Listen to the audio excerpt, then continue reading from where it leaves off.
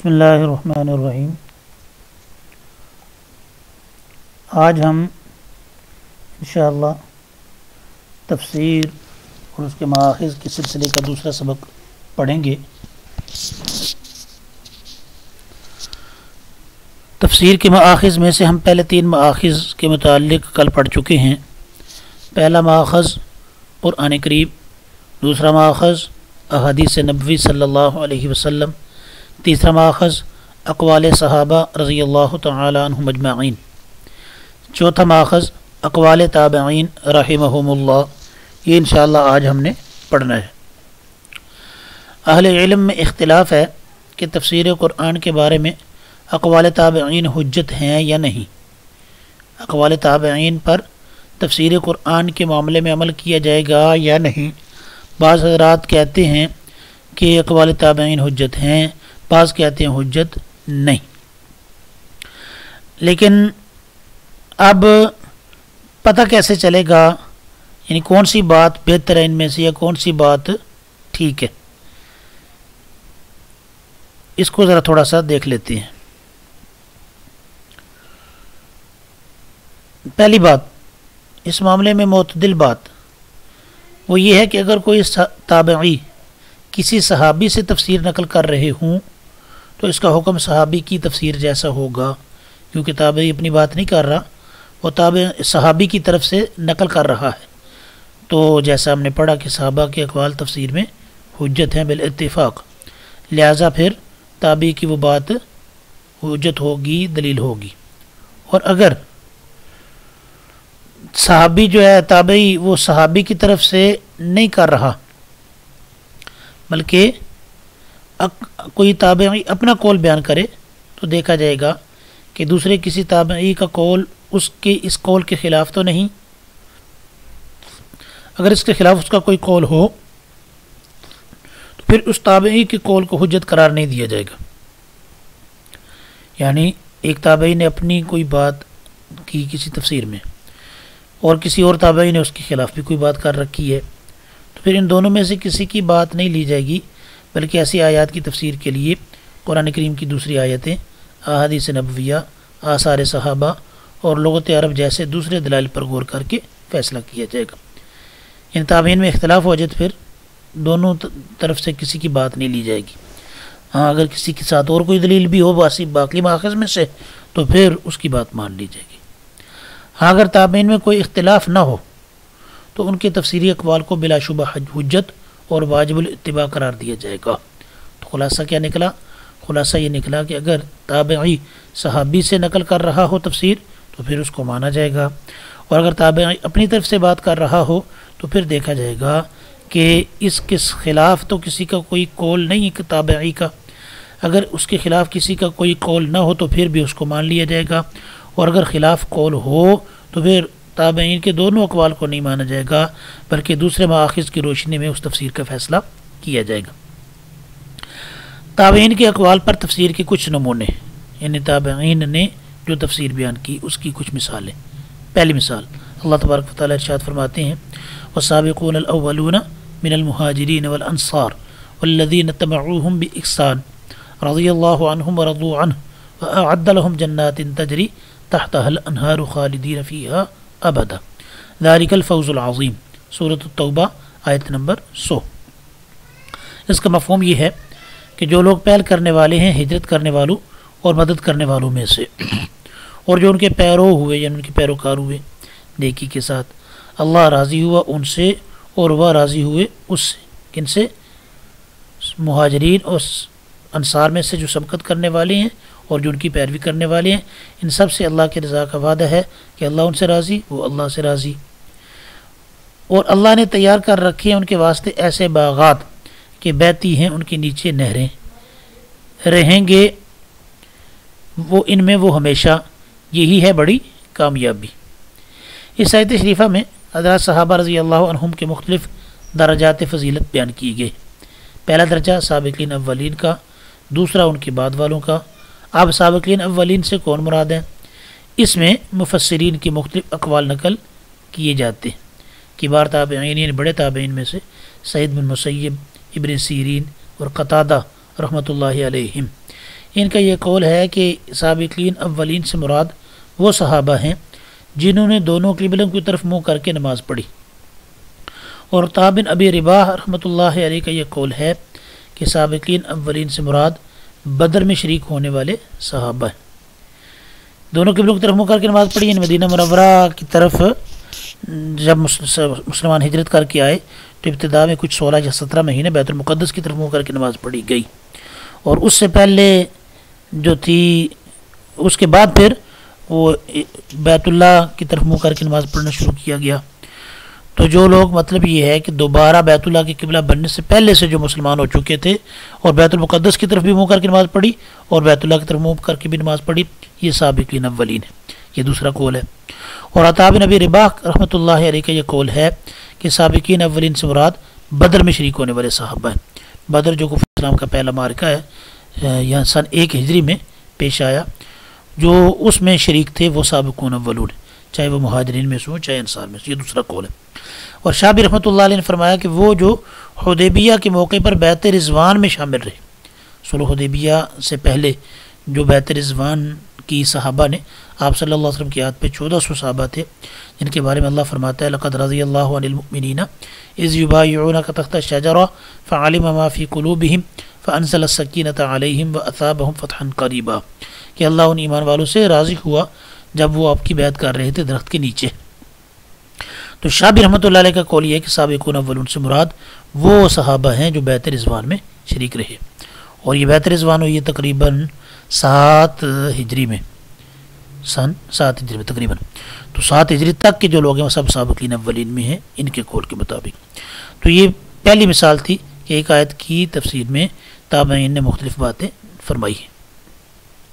دوسری مثال اللہ تبارک و تعالیٰ کا ارشاد ہے التائبون العابدون الحامدون السائحون الراکعون الساجدون الآمرون بالمعروف والناہون عن المنکر والحافظون لحدود اللہ وبشر المؤمنین، سورۃ التوبہ کی آیت نمبر 112۔ فرمایا توبہ کرنے والے، اللہ کی بندگی کرنے والے، اس کی حمد کرنے والے، روزے رکھنے والے، رکوع میں جھکنے والے، سجدہ کرنے والے، نیکی کی تلقین کرنے والے، برائی سے روکنے والے، اور اللہ کی قائم کی ہوئی حدوں کی حفاظت کرنے والے، یہ سارے جو اوصاف والے لوگ ہیں، اے پیغمبر صلی اللہ علیہ وسلم ایسے مومنوں کو خوشخبری دے دو۔ تو آیت میں ایک لفظ آیا السائحون، اب اس کی تفسیر کیا ہوگی، اس کی وضاحت کیا ہوگی؟ تو اکرمہ رحمۃ اللہ علیہ جو کہ بار تابعین میں سے ہیں، انہوں نے کہا کہ سیاحت کرنے والوں سے مراد طالب علم ہے، سائحون سے مراد سیاحت کرنے والے، اور سیاحت کرنے والے کون؟ طالب علم، جو علم کی طلب میں ملکوں میں پھرتے ہیں۔ تو یہ ایک تابعی سے اس آیت کی ہمیں تفسیر، ایک آیت کے ایک لفظ کی تفسیر معلوم ہوئی۔ یہ دوسری مثال ہوئی۔ تیسری مثال اللہ تبارک و تعالیٰ کا ارشاد ہے انما الصدقات للفقراء، سورۃ التوبہ کی آیت نمبر 60، کہ صدقات تو صرف غریبوں کے لیے ہیں۔ یہ وہ آیت ہے جس میں زکوٰۃ کے 8 مصارف ذکر کیے گئے، 8 طبقات مستحق زکوٰۃ کے ذکر کیے گئے، ان میں سے پہلا فقراء۔ اس آیت کی تفسیر میں غنی سے متعلق امام ابو حنیفہ رحمۃ اللہ علیہ فرمایا، یعنی فقیر ہے نا، اس کا متضاد غنی ہے، کہ غنی وہ شخص ہے جس کے پاس اصلی ضرورتوں کو پورا کرنے کے بعد بقدر نصاب مال باقی رہے تو وہ غنی ہے، اور جس کے پاس اصلی ضرورتوں کے علاوہ بقدر مال نصاب نہیں ہے وہ فقیر ہے۔ تو عام مفسرین نے امام ابو حنیفہ رحمۃ اللہ علیہ کی ذکر کردہ تعریف غنی کو اپنی تفاسیر میں بلا کسی اعتراض کا ذکر کی ہے۔ تو اب امام ابو حنیفہ رحمۃ اللہ علیہ کون ہے؟ ایک تابعی ہیں، اور ایک تابعی نے تفسیر ذکر کی فقیر اور غنی کی، اور مفسرین نے اس کو قبول کیا۔ تو یہ 3 مثالیں ہوئیں تابعین سے ذکر کردہ تفاسیر کی۔ یہ تیسرا ماخذ تھا اقوال تابعین۔ 5واں ماخذ لغت عرب۔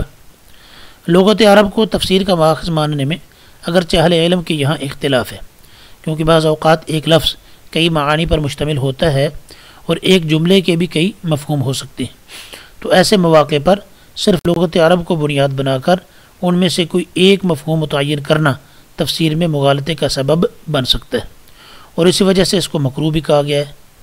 کس کو؟ اس کو کہ آدمی صرف لغت عرب کو بنیاد بنا کے اس کی بنیاد پہ تفسیر کرے. اس کو مکروہ بھی بعض محققین نے کہا، مگر دوسرے محققین کا کہنا ہے کہ مغالطہ اسی وقت ہوتا ہے جب کہ لغت کے کثیر الاستعمال معانی کو چھوڑ کر انتہائی قلیل الاستعمال معانی مراد لیے جائیں. کیا مطلب کہ لغت میں ایک لفظ کے ایک سے زیادہ معنی آتے ہیں. ایک معنی وہ ہے جو زیادہ استعمال ہوتا ہے، ایک معنی وہ ہے جو کم استعمال ہوتا ہے.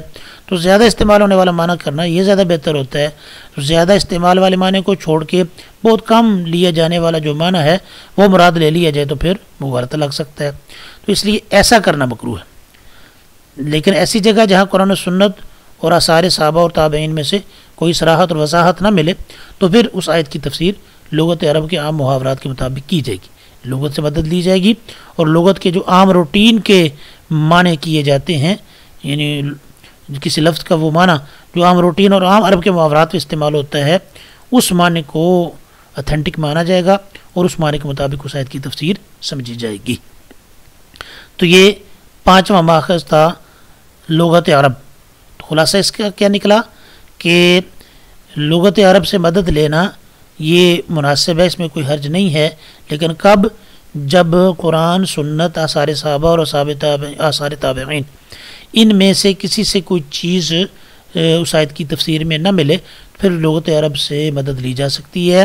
اور لغت میں پھر ایک لفظ کے ایک سے زیادہ معنی اگر ہیں تو جو سب سے زیادہ عام روٹین میں استعمال ہونے والا معنی ہے وہ مراد لیا جائے گا.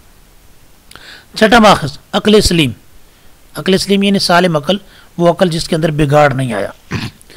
عقل سلیم جس کی اہمیت اور ضرورت سے کسی کو انکار نہیں، دنیا کے ہر کام میں اس کی اہمیت ہوتی ہے. اور پچھلے ذکر کردہ ماخذ سے فائدہ اٹھانا، یعنی کسی آیت کی تفسیر قرآن کریم کی کسی آیت کی تفسیر قرآن کریم سے کرنا، اس کے لیے ظاہر عقل کی ضرورت تو ہے. قرآن کریم کی آیت کی تفسیر حدیث سے کرنا، عقل کی ضرورت یہاں بھی ہے. قرآن کریم کی آیت کی تفسیر اقوال صحابہ سے کرنا، یہاں بھی عقل کی ضرورت ہے. تابعین کے اقوال کے ذریعے تفسیر کرنی ہو عقل پھر بھی استعمال ہوگی. اور اسی طرح لغت عرب سے تفسیر کرنی ہو عقل پھر بھی استعمال ہوگی. تو یہ پچھلے ماخذ جو ہیں ان کے لیے بھی عقل سلیم کی ضرورت ہے. اور اس ماخذ کو علیحدہ لکھنے کی ضرورت صرف اس لیے پڑتی ہے کہ قرآن کریم کے معارف و مسائل، اسرار و رموز، معارف یعنی اس کے اندر معرفت کی بات ہے، مسائل مسئلہ کی جمع ہے، اسرار و رموز اسرار سر کی جمع مراد راز، رموز رمز کی جمع مراد علامتیں نشانیاں. قرآن کریم کے اندر جو راز ہیں، قرآن کریم کے اندر جو علم کی نشانیاں ہیں، یقیناً یہ ایک ایسا سمندر ہے جس کا کوئی کنارہ نہیں. اور پچھلے مآخذ سے ان کو ایک حد تک سمجھا جا سکتا ہے. یہ پہلے 5 مآخذ جو ذکر ہوئے ان سے بھی قرآن کریم کو ایک حد تک سمجھا جا سکتا ہے. اگر ہم کہیں نا کسی مآخذ کی روشنی میں بات پوری کی پوری ہم سمجھ گئے تو یہ عام طور پہ کہنا مشکل ہے.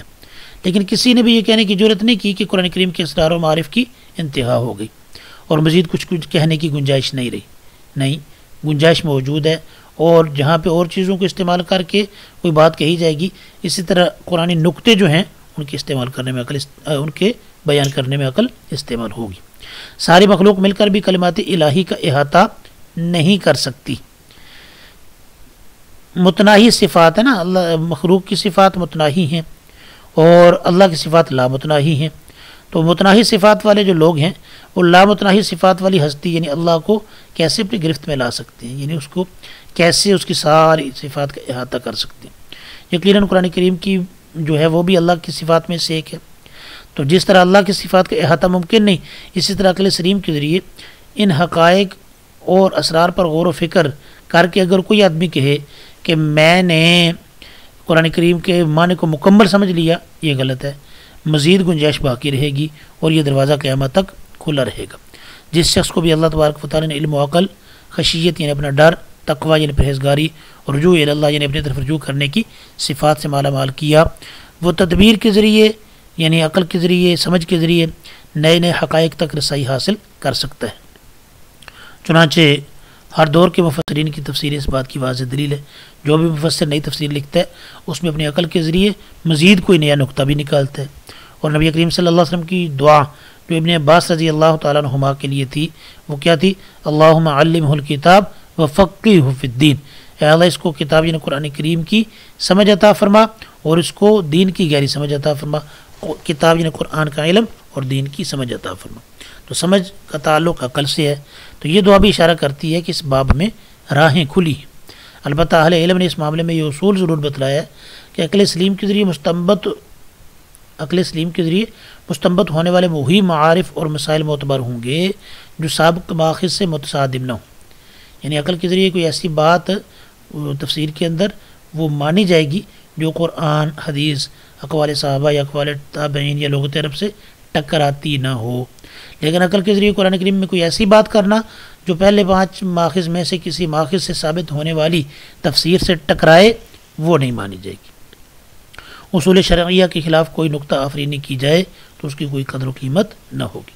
ہمیں ایمان رکھنا چاہیے کہ کل کائنات خدا کی بنائی ہوئی اور اس کے قبضۂ قدرت میں ہے. لہذا قرآن کریم کی بعض آیتوں سے اگر کوئی ڈاکٹر یا سائنسدان معلومات کو اخذ کرتا ہے اور وہ معلومات مذکورہ اصولوں سے متصادم نہ ہوں، یعنی ٹکراتی نہ ہوں، شریعت کی کسی اصول کے خلاف نہ جاتی ہوں، تو کوئی بات نہیں، ایسی معلومات وہ بھی تفسیر میں مانی جائیں گی. لیکن عقل کے ذریعے کوئی ایسی بات کرنا جو پہلے 5 ماخذ میں سے کسی ایک ماخذ کی تفسیر سے ٹکراتی ہو تو وہ قابل قبول نہیں ہوگی. یہ تفسیر قرآن کے 6 ماخذ تھے. کون کون سے؟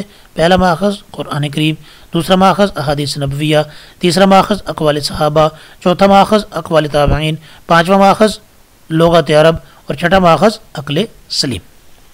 اب ان ماخذ کی روشنی میں جو تفسیر کی جاتی ہے اس تفسیر کی اقسام 2 ہیں، تفسیر بالمعصور اور تفسیر بالرائے. تفسیر بالمعصور اثر سے نکلا ہے. اثر سے مراد یہ سمجھ لیں کہ قرآن و سنت، اقوال صحابہ اور تابعین وغیرہ.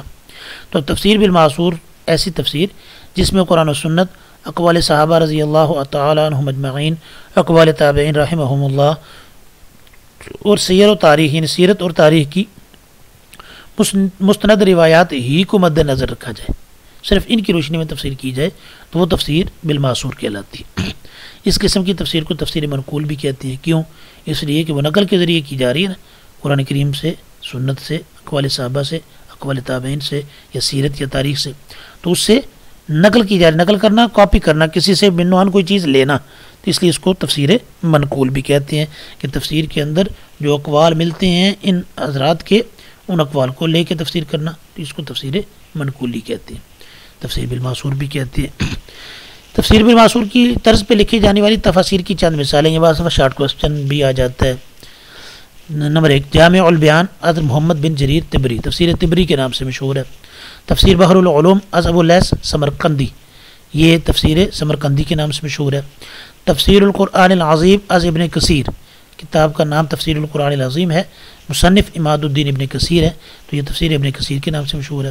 الدر المنصور از علامہ جلال الدین سیوطی رحمۃ اللہ علیہ، یہ در منصور کے نام سے، اپنے اصل نام سے مشہور ہے.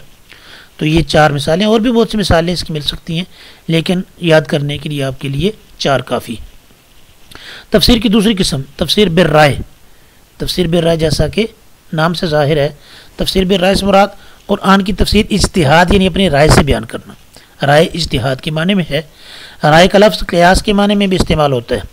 بعض نے تفسیر بالرائے سے مراد ایسی تفسیر لی ہے جس میں مفسر اور یعنی قرآن کریم کا جو مفسر ہے وہ معنی کے بیان میں، جس میں مفسر قرآن کے معنی کے بیان میں اپنے فہم خاص یعنی خاص اپنی سمجھ اور رائے سے استنباط کرتا ہے، رائے کے ذریعے اس کا کوئی حل نکالنے کی کوشش کرتا ہے. تو ایسی تفسیر کو کہتے ہیں تفسیر بالرائے. تفسیر بالرائے کی مزید پھر آگے 2 اقسام ہیں، تفسیر بالرائے محمود، تفسیر بالرائے مذموم. یعنی اس میں بعض کہتے ہیں کہ تفسیر بالرائے جائز ہے، بعض کہتے ہیں جائز نہیں ہے.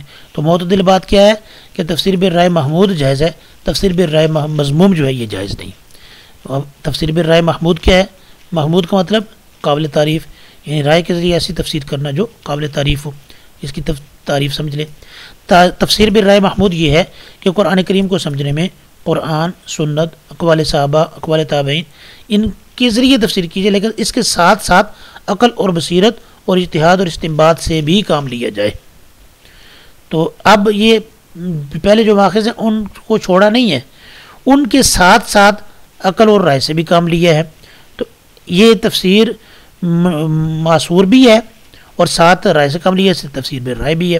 تو ایسا کرنے میں کوئی حرج نہیں ہے، یعنی اپنی عقل کو استعمال کیا جائے قرآن و سنت اور اقوال صحابہ اور تابعین کی ماتحتی میں، تو اس میں کوئی حرج نہیں ہے. یہ تفسیر بالرائے ہے، لیکن تفسیر بالرائے محمود ہے. تفسیر بالرائے محمود کی طرز پہ لکھی جانے والی کتابیں ان کی بھی مثالیں دیکھ لیں. نمبر 1 مفاتیح الغیب، مفاتیح الغیب یعنی لفظی معنی غیب کی کنجیاں ہیں، مراد اس سے ہے، ایک منٹ، ہاں جی، مفاتیح الغیب اس کے مصنف امام محمد بن عمر رازی ہیں، تفسیر رازی کے نام سے مشہور ہے۔ ایک اور دوسری ہے وہ تفسیر کبیر ہے، وہ امام رازی شاید اور ہیں، ان کی تفسیر ہے تفسیر کبیر، لیکن امام محمد بن عمر رازی جو ان کی تفسیر مفاتیح الغیب، یہ تفسیر بالرائے کی مثال ہے۔ دوسری انوار التنزیل، اس کے مصنف عبداللہ بیضاوی ہیں، تفسیر بیضاوی کے نام سے مشہور ہے۔ تیسری مدارک التنزیل از امام علی بن محمد خازن، یہ تفسیر خازن کے نام سے مشہور ہے۔ چوتھی روح المعانی از علامہ سید محمود آلوسی رحمۃ اللہ علیہ، یہ اپنے نام روح المعانی ہی سے مشہور ہے۔ تو یہ 4 مثالیں ہوئیں تفسیر بالرائے محمود کی۔ تفسیر بالرائے مذموم، مذموم مذمت سے، یعنی ایسی تفسیر بالرائے جو مذمت کے قابل ہے۔ تفسیر بالرائے مذموم یہ ہے کہ یہ نہ دیکھا جائے کہ قرآن کا منشا یا مقصد کیا ہے اور وہ کیا چاہتا ہے، بلکہ صرف یہ دیکھا جائے کہ ہماری اپنی خواہش یا پہلے سے کوئی ٹھہرائی ہوئی بات کیا چاہتی ہے، پہلے سے ایک موقف ٹھہرایا لینا اور پھر قرآن کریم کی آیت کے معنی کو توڑ مروڑ کے اس کے اوپر فٹ کرنا، یہ تفسیر بالرائے مذموم۔ قرآن کریم کی عبارت اور اس کے مضمون کو کسی طرح کھینچ تان کر اپنی خواہش یا اپنے پہلے سے قائم کیے ہوئے نظریے کے مطابق کر لینا، یہ تفسیر بالرائے مذموم ہے۔ یقیناً یہ طریقہ مذموم بھی ہے، ناپسندیدہ بھی ہے، حرام بھی ہے۔ تو یعنی عقل کو استعمال کرنا، رائے کو استعمال کرنا تفسیر کے اندر، لیکن پہلے ماخذ کی ماتحتی میں نہیں بلکہ ان ماخذ سے آزاد ہو کے، یہ غلط ہے۔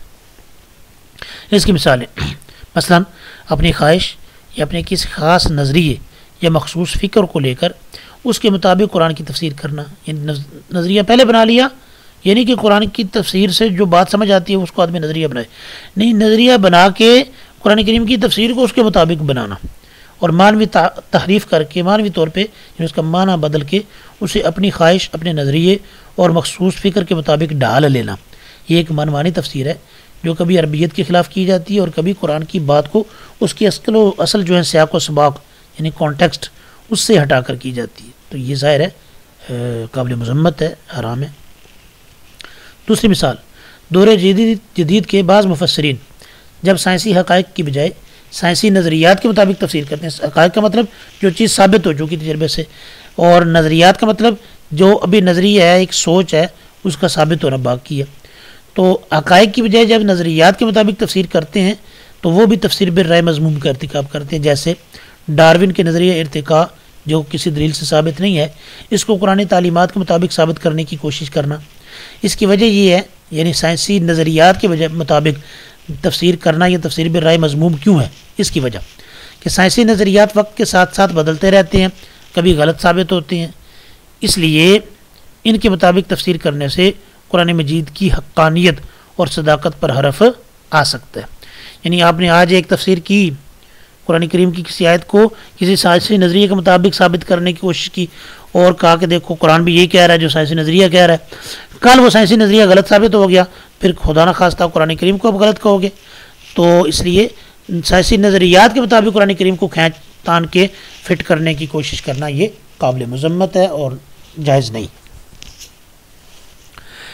تیسری مثال تفسیر بالرائے مذموم کی، مغربی تہذیب سے مرعوب ہو کر، یعنی مغربی تہذیب کے رعب میں آ کر اس کے سانچے میں قرآن تعلیمات کو ڈالنا، جیسا کہ سر سید نے تفسیر کی، یہ بھی تفسیر بالرائے مذموم ہے۔